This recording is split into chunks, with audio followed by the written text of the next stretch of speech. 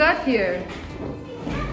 Wow, we've got some fencing material, concrete, grass seed, tools. Oh wow, look at all the T-posts here. Whoa! They need that much T-posts? Apparently. Wow, this is a 5-foot fence, right? This much fence? Whoa! And we have space for the mower here.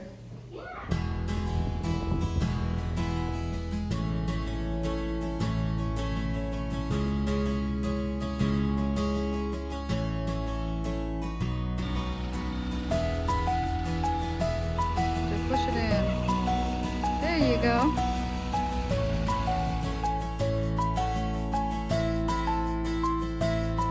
Here we are with a new mower. Looks good. Sky's doing some homeschool while we're here, and Kaden too.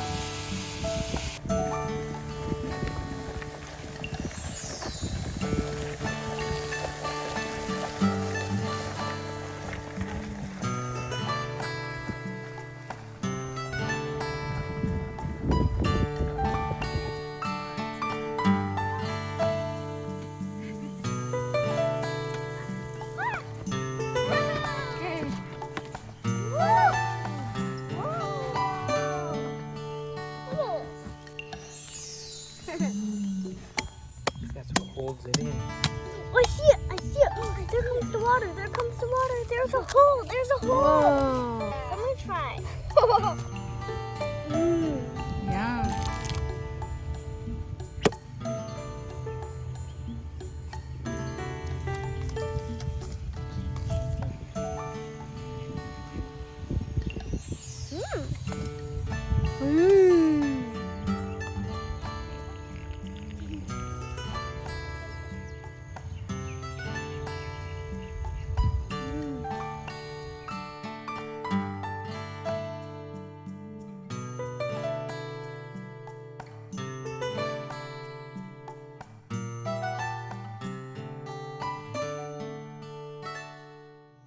Aloha friends, welcome back. It's been a while since we have updated you on our progress here on our property, so we decided to make a video for you and share with you some of the things we've been up to. In one of our videos from a couple months ago, we outlined some of the next steps that we had in mind, all of the things that needed to be done here in the near future, which included getting some kind of storage, a shed or a shipping container. Yes. We needed some heavy-duty Mower for maintaining the property. We intended on fencing the property, and gosh, a number of things. Oh, we needed to finish the bulldozing. Yes. But the good news is we are finished with bulldozing. yes, it Finally. is. And at that time of that video, we really had no idea how we were going to afford any of this, or you know, we couldn't quite see how it was going to all come to pass. However, the good news is that we, in addition to finishing the bulldozing, we actually, God has provided step by step little by little, and we've been able to do, or at least get started on all of these things, and still be debt free. So that's really a major blessing for us. So I think one of the first things we did after the bulldozing is we purchased a 40-foot shipping container for our storage, and to store our mower in there and our tools. And here you can see that it's arriving and they're putting it in place.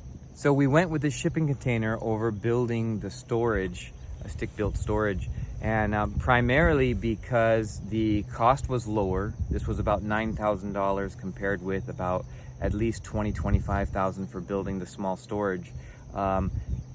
And also because the shipping container is sort of versatile. Once we're done with it, once we pass this phase of the development of our property, it's really something that's easy to sell and get off the property. And so that's another advantage of the shipping container. We did end up purchasing a mower. For quite some time we were trying to figure out were we going to get something that was really like serious commercial grade, or were we going to get something more residential oriented. We knew that what we needed was the commercial, but the prices were so cost prohibitive. Right. To get an ideal little diesel mower for this property, it's like $20,000, which is way more than we feel that we could spend with all the various projects we have going at the same time. Anyway, we ended up deciding, you know what, let's just get a roughly $4,000 residential mower, zero turn, and it'll probably get beat up and maybe it'll last a few years. And through the initial phase of developing the property, of course, the machine's gonna take more abuse, right? And so we thought maybe it'll last us a few years, and then we'll have more resources to get something that the property really needs to be able to maintain like 11 acres and be mowing it, nearly weekly. But anyhow, we got that mower and we had it delivered, and right off the bat we had ignition problems, and we contacted the manufacturer and they told us, yep, the ignition's defective. We had to then make arrangements for this mower to go back, and that was a hassle, but we did get our funds back. And then we thought and we prayed, Lord, what do we do now? And we thought, rather than get another of the same thing, we thought perhaps we ought to just spend the money. It was kind of painful, quite painful actually, to pay that much for a machine. But we got a middle of the road commercial mower that cost about $12,000, and unfortunately that's what it costs to, you need good equipment to maintain a property like this, and you don't ideally want to be replacing it every few years. Yes, for a short time we were thinking, while the grass is coming in, maybe we'll be able to just weed eat it here and there. But when it started raining more, since it's rainy season now, the grass just started growing so fast that we had no choice but to get a mower. And it's still going to come in about 3 weeks, I think. So we were able to borrow another small mower and actually mow the property once, just to kind of hold back the forces of nature. Yeah, one thing that you really got to understand about developing land in this kind of area, in the tropical areas, you've got to, from day one, just maintain, because once you start losing ground, I mean, it's a huge problem. If we didn't mow for maybe a month, maybe 4 to 5 weeks, we'd have to bring in tractors with big bush hogs, and you're looking at like $1,500 per mowing minimum. And so it really is worthwhile to spend the money, get something quality, and move forward. So another big thing that we'd been working on was fencing.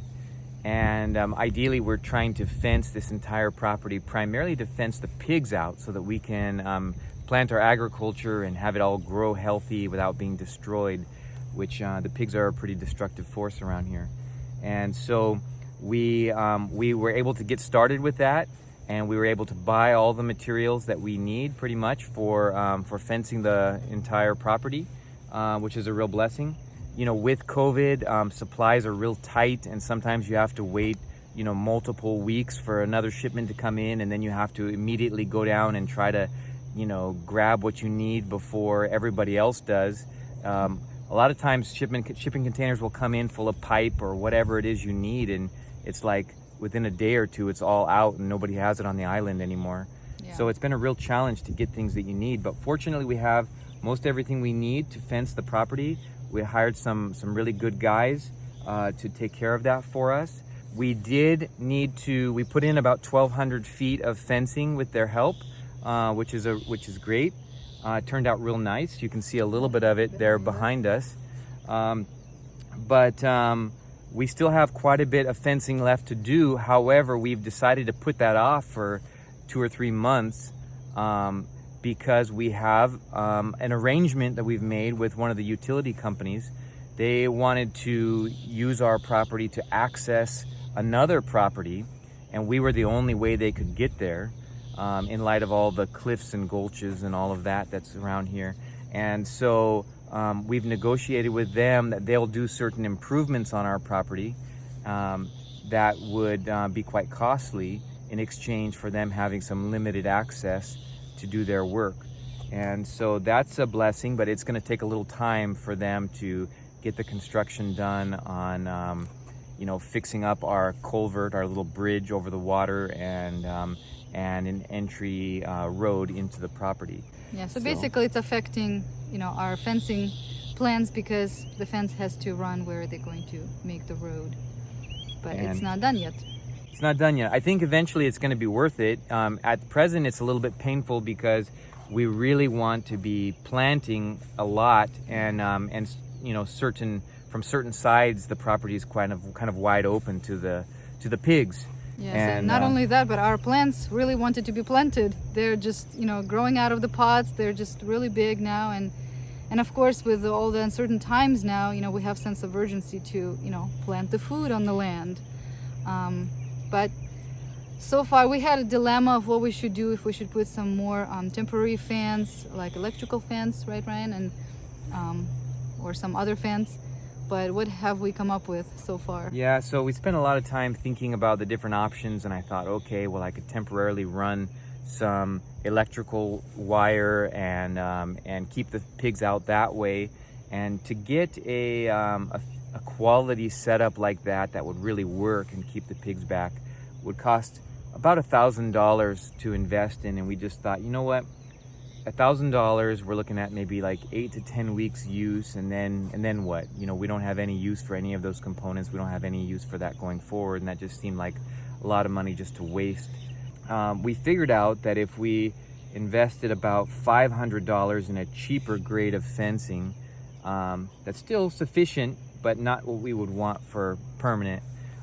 We can fence off a portion of the property, and that would enable us to keep the pigs back. We could start planting, and so that's something that we're seriously looking into, and we may be able to start right away on getting a temporary fencing. And then what we thought is that even though we'll perhaps invest about $500 in doing this, once we take this down after the 8 to 10 weeks, we can use it for other purposes around the property. Yeah. And so that way it's not just a short-term expenditure. So as Marina said, we finally hit the rainy season. You can see it's a little bit overcast. The skies around us. You can't quite see it, but there's snow on Mauna Kea Mountain right there behind us. And thankfully it's not raining today. Yeah. We kind of had a week of rain and working in the rain. But because of this, it's a good time to seed grass. And yes. So especially we're planting perennial rise seed to try to prevent erosion. A lot of our property is on, somewhat of a slope, and so we're trying to prevent all the areas that we've nicely bulldozed and sculpted from eroding on us. And we did plant quite a bit of grass seed back, a couple months ago. Yeah. However, we did not have enough rain at the time. We were going through a drought, and it seemed like it didn't yield too much. And now that we have had good consistent rain for about a week, we've worked on the house pad site, which is a rather large area, with the grass seed, and we're continuing to work other areas. And so we're excited about that, to get a little bit of a lawn in and kind of crowd out some of these other weeds. Yeah, and so in between some of these projects and dilemmas we're working with, every day we try to be here at the property just to prepare the land, pick up the rocks, pull some big weeds by the root, and do some seeding of the grass. It's a lot of work, it's a lot of acres, and we really don't have a lot of time here on the property, unfortunately. Usually after Ryan comes home from work, we only have about 45 minutes to an hour to actually do something here on the property before it gets dark, because it gets dark here pretty early, like 5:30 I think, now that it's winter. And then we only have Sunday, a full day off, that we can be here all day, and that's when we really get to get some things done. Yeah, it's something that we didn't really anticipate, and that was, all my career up to this point, I've worked 3 really long days and had 4 days off a week, and that's really great for getting things done around a homestead like this. But about a year ago, I switched to more of a office role, and as such, now I'm gone about 5 days a week, and that makes it quite a challenge, especially in the winter. Here in Hawaii, we don't have daylight savings time, and so it does get dark, 5:30 in the winter, and I don't know, maybe something like 7:30 in the summer. And but in the winter, man, it's really hard to get something done on 11 acres when you only have 45 minutes of daylight when you get home from work. So especially when you don't live on the property. But we're we do what we can, and we show up, and sometimes it rains and everything's muddy and we work anyway, and sometimes it gets dark and we bought some headlamps and you just push through. Yes. And we have the kids with us, and they usually either play in the mud or they ride their bikes here, and they have just a lot of fun. Another project we have started is bringing water to the property from a community well, because we wanted to obviously plant the food here, and we can't rely just on the rain just yet for little baby plants, so we needed some actual water, and so we started working on that. And that's presented a lot of challenges on its own. We're really fortunate to have this community well. It's something that's really largely unheard of for a rural area like this to have here in Hawaii. And when the developer developed these lots, they actually brought 2-inch pipe from that well to each property. And but the challenge is we were trying to find the pipe and figure out where it was, because it sat there for 20 years under the ground. Yeah. And we were hoping not to have to trench and run new pipe, because it's very costly. It's thousands of dollars just to do that. But so we've invested some money and some time, and we've had some challenges with that in the past week. We did get hooked up to the well. Got the meter, yeah. But we found the pipe. We found what we thought was the pipe, but for some reason when we hooked everything up, the water wouldn't come out the other end, and so this is running about 1,000 feet from the connection. This is the mystery we are trying to solve. Where is the pipe? So is the pipe either clogged, or it's not our pipe? Or is this not our pipe? Is our pipe somewhere else, and where is it? And so we've been digging holes and looking around, and so far we haven't found it. It's looking like we may need to retrench that 1,000 feet and then run it another 1,000 feet. So, but when you add it all up, and good pipes about $2 a foot. Yeah, let's pray we find a better solution. Let's pray that we find a working pipe. So that's an ongoing challenge we're working on right now. And for rainwater harvesting, of course, you need a roof, right, to catch the rain off of, and we don't currently have any structures on the property. And so rainwater harvesting could be a very good option in the future, but at this moment, not the best choice. Yeah. Speaking of structures, would you like to talk about the house and some of our plans? Yeah. So we've run into challenges. You run into challenges at every turn, and I think that that's really just kind of part of developing a property in the country. And you just got to determine not to be discouraged, but just to push through and to find solutions. And it's kind of like, in my mind, the way I see it is, oftentimes when I go to rest at night, I'm laying there on the bed, or I'm thinking, and I see I see where we need to get, and I see where we are, and I kind of try to work through this maze, right? Challenges. Maze of challenges. And oftentimes, just like when you're working through one of those mazes you find in a crossword puzzle book or whatever, you take this one route, and oftentimes it ends up at a dead end, and then you got to retrace your steps back to the beginning, and you take another route, and then maybe that ends at a dead end, and eventually you figure out a way to get where you need to go. And so that's kind of how each of these challenges have gone for us, and much of our time is spent just trying to figure out how can we make this work. And I think that's one of the keys for people to realize is that a lot of people, when they look at a project like this, they just say, I don't have the resources, I can't do that. And that's really in my opinion, the wrong way to look at it. The way we need to look at it is not I can't do that, but rather how can I do that? Right, and take it day by day. Yeah. You know? And if you try hard enough and pray hard enough, you'll find a way.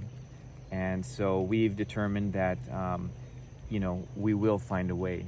And so but as far as the structures go, I was talking with the county about permitting, and I found out that what I was looking at doing for a low cost or a lower cost start before we built our main house was actually not going to be approved by the county. They had a number of rules, and it was kind of complicated, and they just said, no, that's not going to work out. And so we're still, it's still a work in progress. We keep drawing and redrawing plans at home with a little computer architecture program, and thinking and trying to figure out how we can make this work. But in light of all that's going on in the world and all the instability and all the uncertainty, we are going to take a cautious approach, and we are going to, at least for the present time, do everything we can by cash. And so we're not going to put a lien on this property, and we're not going to risk losing it should something happen. And so with that in mind, it kind of restricts our choices. And so we've got to figure out, not only is it challenging enough to build a place at this present time with getting supplies and all that, but building it without going into debt is like 10 times harder. And so we're working on a plan on how to do that. For what it's worth, we happen to both have excellent credit, and we could qualify for any loan we wanted, and we could build anything on this property we wanted. However, we're just choosing to forego in fact, we have a loan that's already approved for us, but we're choosing to forego that for the present time because it's safer that way for now. Yeah. In uncertain times, it pays to be careful. And we remember 2008 very well, and we remember all the people who lost their homes because they couldn't pay. And unfortunately, we see a number of scenarios where that could be repeated in the coming years. So, but on a positive note, we're really grateful to have this property. We've owned this place now for 5 months. It really feels wonderful to actually have a piece of land. We looked for so very long. I mean, it was like 2 years of looking. And so it sure feels good to be here. It's a miracle that we own it outright. And so we're grateful to God for that. And so even though there's a lot of hard work, a lot of challenges, it's worth it. And it feels really nice to be able to be out here and to see the progress day by day. And so we're grateful. Yeah, and so even though a lot of times we're just working hard every day, like I said, we only have a little bit of time every day, and we don't really get to enjoy it. Sometimes we come here on the weekend, especially on Sabbath, just to sit on our hammock by our palm trees, maybe try some of our coconuts from the palm tree, feed some horses. The kids made friends with the neighbors' horses and neighbors' dogs, and so it's a really nice place to be at. I would encourage anybody who's still on the fence that the time is now to go to God in prayer and seek His providence in opening up a way for you to get your family out into the country. Yes, and we also keep all of you guys in prayer who already have made the leap, and started their country living journey. We're there with you and we're praying for you guys. And if any of you are watching our videos for the first time, you're welcome to subscribe if you want to see our progress here in Hawaii. Also, if you have any questions for us, you are always welcome to write us in the comments. Here are our kiddos. Also, I wanted to mention we have made a very informative video on pros and cons of living here in rural Hawaii. That was our previous video, and I'm going to link it up here for those of you who are interested. And until next time, aloha and God bless.